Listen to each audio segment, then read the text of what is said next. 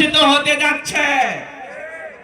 সেই নির্বাচনকে কেন্দ্র করে বাংলাদেশ জামাত ইসলামী যখন বাংলাদেশের সাধারণ জনগণকে সাথে নিয়ে একটি দুর্নীতি মুক্ত, একটি চাঁদাবাজ মুক্ত, একটি সুশাসন প্রতিষ্ঠা করার জন্য বাংলাদেশের সাধারণ জনতাকে সাথে নিয়ে কাজ করে যাচ্ছে, ঠিক সেই মুহূর্তে লন্ডন থেকে একজন মুফতি সাহেব এসেছে। সেই মুফতি সাহেব এসে ঘোষণা করেছে বাংলাদেশে যেই ভূমিকম্প হচ্ছে সেই ভূমিকম্পের জন্য নাকি বাংলাদেশ জামাত ইসলামী দায়ী। সম্মানিত ভাইরা আমার, আজকের প্রোগ্রামের মাধ্যমে আমরা জানিয়ে দিতে চাই, লন্ডনের প্রেসক্রিপশনে, দিল্লির প্রেসক্রিপশনে আর বাংলাদেশ চলবে না। বলেন ঠিক কিনা? আমরা 24-এ জীবন দিয়েছি, 36-এ জুলাই আমরা জীবন দিয়ে যে নতুন বাংলাদেশ তৈরি করেছি, সেই নতুন বাংলাদেশে দিল্লির আর প্রভুত্ব আমরা মেনে নেব না। সম্মানিত ভাইরা আমার, আমরা যখন ঘোষণা করলাম বাংলাদেশ জামাত ইসলাম যদি ক্ষমতায় যায়, আমরা 60 বছরের ঊর্ধ্বে যে সকল বয়স্ক সিটিজেন রয়েছেন, যারা সম্মানিত নাগরিক রয়েছেন, তাদেরকে আমরা ফ্রি চিকিৎসার ব্যবস্থা করব। আমরা ঘোষণা দিয়েছি 5 বছরের নিচে যেগুলো শিশু সন্তান রয়েছে তাদেরকে আমরা ফ্রি চিকিৎসা দিব।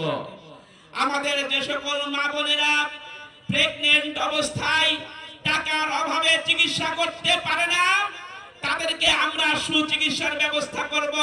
প্রতিটি জেলায় জেলায় মেডিকেল কলেজ তৈরি করব, প্রতিটি জেলায় ইউনিভার্সিটি তৈরি করব।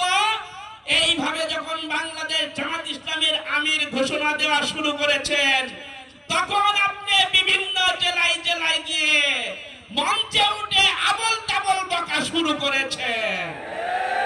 আপনি যাদেরকে ফ্যামিলি কার্ড দেওয়ার নামে মঞ্চে ডেকে নিয়ে এসেছেন, তাদের হাতে তো মানুষ আইফোন দেখতে পায়।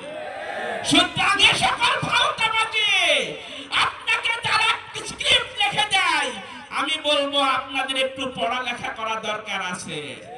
সম্মানিত ভাইরা আমার, আজকের এই প্রোগ্রামের মাধ্যমে বলতে চাই, আপনি বাংলাদেশে এসে ঘোষণা করলেন আই হ্যাভ এ প্ল্যান।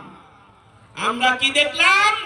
আপনার সেই প্ল্যানের মধ্যে রয়েছে আপনি পরিকল্পনা করে যারা ঋণ খেলাপি রয়েছে, যারা চাঁদাবাজ রয়েছে, যারা বাংলাদেশে দর্শক হিসেবে পরিচিত, আপনি তাদেরকে নমিনেশন দিয়ে প্রমাণ করেছেন। এগুলোই আপনার পরিকল্পনা।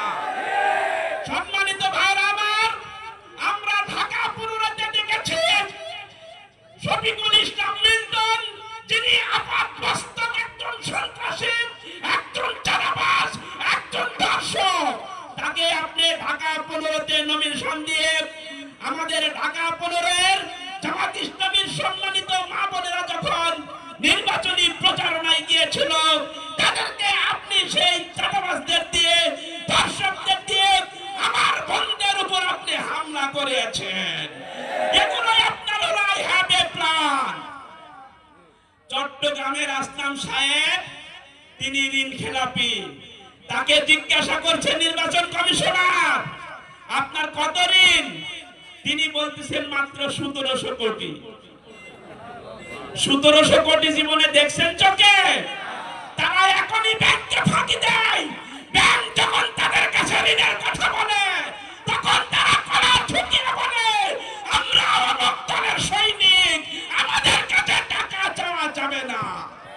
সুতরাং যারা এখনই ক্ষমতা দেখায়, ক্ষমতার দম্ভ দেখিয়ে ব্যাংকের ঋণ দেওয়া থেকে বিরত থাকে, আগামী 12 তারিখে তাদেরকে প্রত্যাখ্যান করতে হবে।